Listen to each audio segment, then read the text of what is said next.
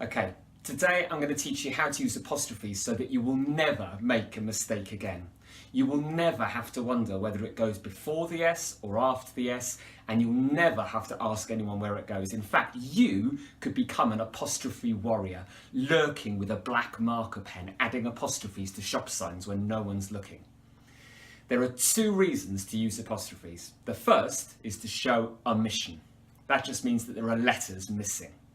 So it's when you have two words like can and not and squash them together into can't, or you and have and squash them together into you've. Now the rule here is that the apostrophe always goes where the letter or letters are missing. So if you take we and have, for instance, and squash them together into we've, the apostrophe goes where the H and the A would have been. That's the first rule. The second situation is that you use apostrophes to show possession. That just means that someone or something owns something.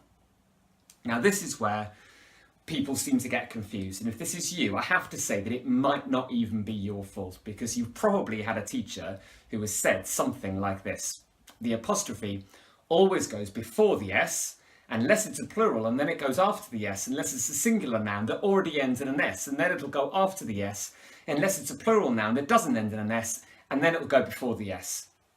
And you want to scream. Well, I've got good news. Forget about whether it goes before or after the S.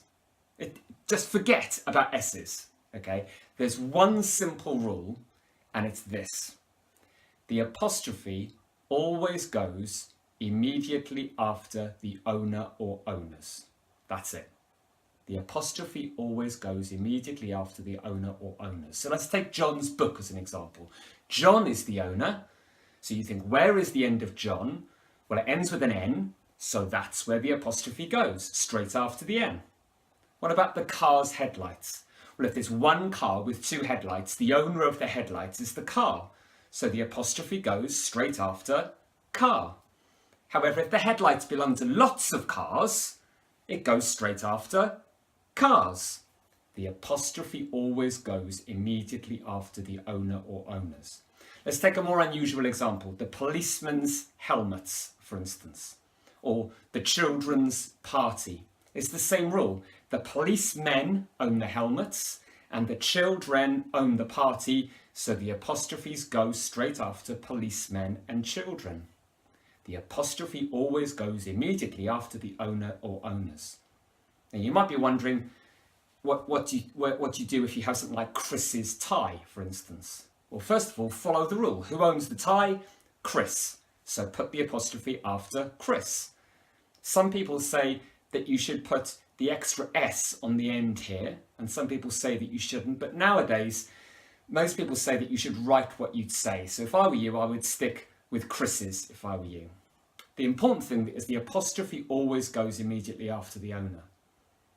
There's a couple of other niggly things for you to note. If you have its and its, for example, its with the apostrophe is short for it is or it has, as in it's sunny today or it's been raining today.